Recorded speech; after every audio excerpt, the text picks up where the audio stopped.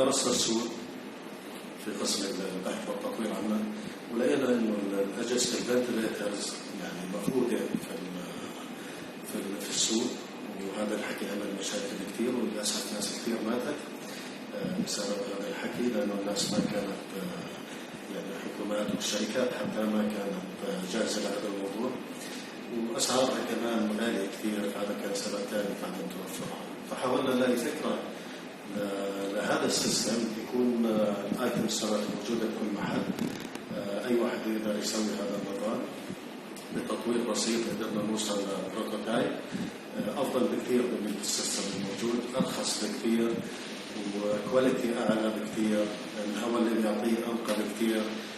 عملنا بروتوتايب هيك سريع موجود عن الأول، أعطيكم فكرة سريعة عنه.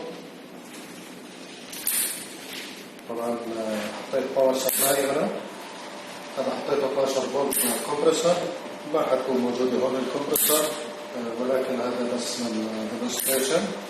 باور سبلاي ثاني بتحكم بالسيستم، ريلي تايمر، ريجوليتر اللي بتحكم بقدر اغير فيه ضغط الهواء اللي داخل. هذول السولينويد فالفز، هذول بيشتغلوا عن طريق الالكترومagnetic فيلد، عباره عن فالف بيفتح وبسكر. انا بتحكم امتى بيفتح وبسكر حسب السيجنال اللي عم بعطيه اياه او اللي بعطيه. الهواء راح يجي من الكمبرسور، هون عيارة الضغط اللي بده يفوت، هذول بيكونوا مسكرين، هون بيفتح بيعطي هواء لرئة المريض. تمام.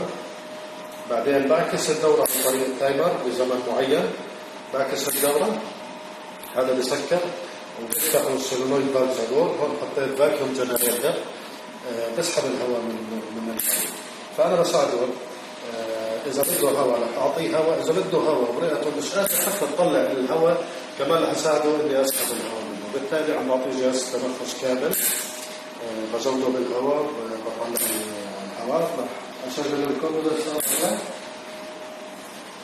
ونشوف كيف العملية. هلا حاليا الهواء عم بيجي هون بيعطيني هواء، بعدين بصير شفط فاكيوم، بطلع الهواء من هون، بعكس الدورة باستمرار. طبعا سيستم بسيط جدا زي ما انتم شايفين، هذا كله موجود بالسوق المحلي. اي واحد يشتغل النيوماتيك وعنده فكرة بسيطة في الكهرباء بقدر يعمل هيك جهاز. الجهاز هذا بالاضافة انه رخيص متوفر بكل محل. أنا بالبداية طبعا الكمبرسور ما حتكون في نفس الوقت، حتكون برا محطوطة. بدي أفلتر، أحط عليها أفلتر الهواء اللي بيدخل، مايكرو فلترز، حيث إنه تفلتر حتى الفيروس مش بس الشواحن. بقدر أحط كاربون فلتر عشان أسحب الريحة من الهواء. طبعا نوع الكمبرسور لازم يكون سكرو مش بيستون تايب. لازم أحط اويل سيبريترز، لازم أحط دراير عشان أسحب المي من الهواء، لأن الهواء لما بتكثف بطلع رذاذ مياه، هذا مش كويس. بقدر أتحكم في فلترة الهواء كامل، بقدر أحط أكسجين كونسنتريتر بحيث إني أضيف نسبة أكسجين للمريض. ما عندي أكسجين كونسنتريتر، بحط جارات أكسجين وبدخلها عن طريق الشوري السيستم هذا.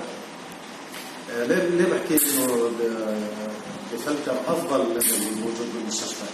الموجود بالمستشفى عم بياخذ الهواء من جوا الغرفة، بالتالي الغرفة هذه ممكن أكيد يكون فيها فيروسات، ولا يمكن إنه يفلتر فيروسات، لأنه عشان يفلتر الفيروسات لازم ضغط الهواء اللي بيفوت جوا الفلاتر يكون عالي جدا. الفلو اللي موجود بالأجهزة الطبية العادية يعني ما تسمح إني أفلتر على كور سايز بطيء جدا، بينما الكمبرسورات لما بتكون 10 بار أو 12 بار أو أشغل مضغط عالي بفلترها 0.2 مايكرون وممكن أقل.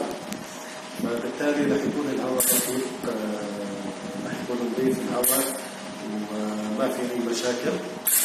طبعا السعر والفلتر زي ما انتم شايفين بسيطة جدا. الكمبرسور ممكن يتكلف شوي، بصراحة جهاز واحد ممكن أعمل 100 جهاز، أخذ 100 مريض، صارت عندي الكمبرسور بدي أزيد بسعر جهازين فنتيليترز موجودين.